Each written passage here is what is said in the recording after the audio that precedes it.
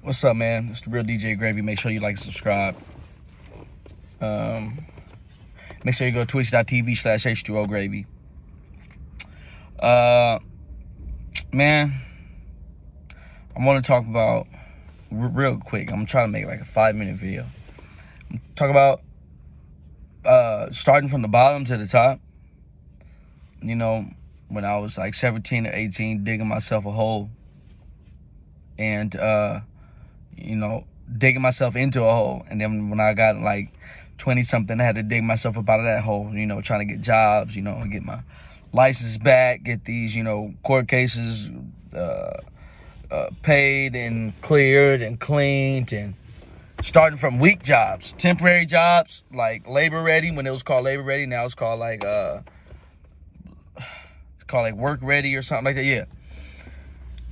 And, man, I did temporary jobs for a year. Crappy jobs. I mean, some hard, crappy jobs. Getting paid like $9 an hour, $8 an hour. And then, you know, you get 12 or 13 an hour. You're like, ooh. You know what I mean? Got my resume up doing crappy jobs like that with no cars or whatnot. Rides and buses. It wasn't no Uber or Lyft, nothing like that yet, you know. Taxis were still costing a grip like they still do.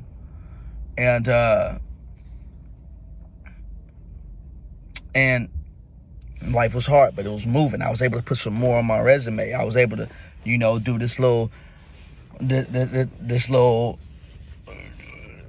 maintenance job for, you know, 2 or 3 weeks. I could put that on my resume. So now I could, you know, for the next temporary job, I could do something a little more. And the next one, do something a little more. You know, things took time until I got my first official job being a salesman, because now I had like a year or two under my belt of just working.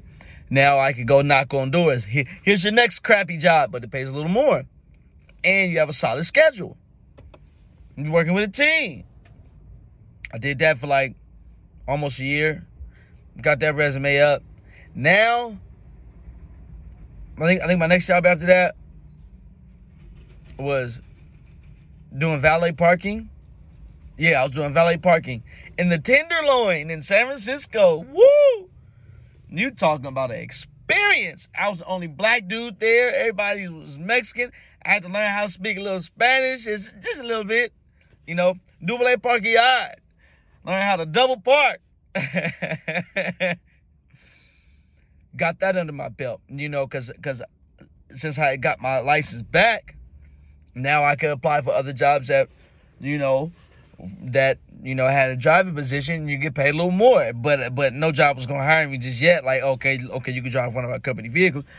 After I got that valet, and I worked for another valet parking. I think I did that for like a year or a little more. I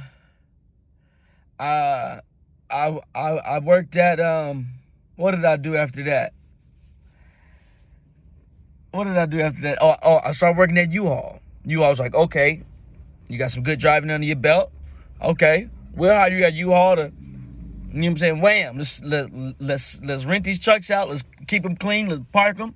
Let's go repo them if we have to. Keep this lot clean. We're gonna get you certified in propane and whatnot. Now, mind you, at the age of 19 or 18, I went to Job Corps. I graduated from Job Corps, and I got a trade in plastering, in plastering. And I started my plastering. I completed that after like a year and a half. I completed that. I was green in plastering. I went to the union. I started my first plastering jobs. I did that for a month and I was gone because I was working next to dope fiends up here on the scaffold. And I had racist bosses, crazy racist white men, or crazy racist Indian men. Especially them Indian men. They wild at the mouth. But, you know, and this was all before valet, all before U-Haul. This was like at the same time I was doing that construction, I started doing the temporary job stuff. You feel me? Because I had no resume, even though I just got out of Job Corps, like, and I wasn't working in construction. So they're like, look, boom. You know what I mean? I got up out of that because you got people doing crystal meth next to you up here on the scaffold. As soon as he drop something or fuck up, they're testing him and everybody around him. Scaffold up and floor down. level up and level down and to left and right of you. And I was smoking weed at the time. And I had already seen this mess. You know what I'm saying? Group of people get tested. And you know, and it's always the one that smoke weed. Because crystal meth gets out of your body fast. Coke gets out of your body fast. All this, even alcohol gets out of your body faster than weed. You know, it sucked. And what topped it off was the racist owners. The racist bosses. They weren't cool. It wasn't cool. But I still had to just get myself out of this rut. So let's fast forward back. Let's fast forward up some more. Started working at U-Haul. I worked at U-Haul for like a good few months. After U-Haul, I worked at Fisherman's Wharf.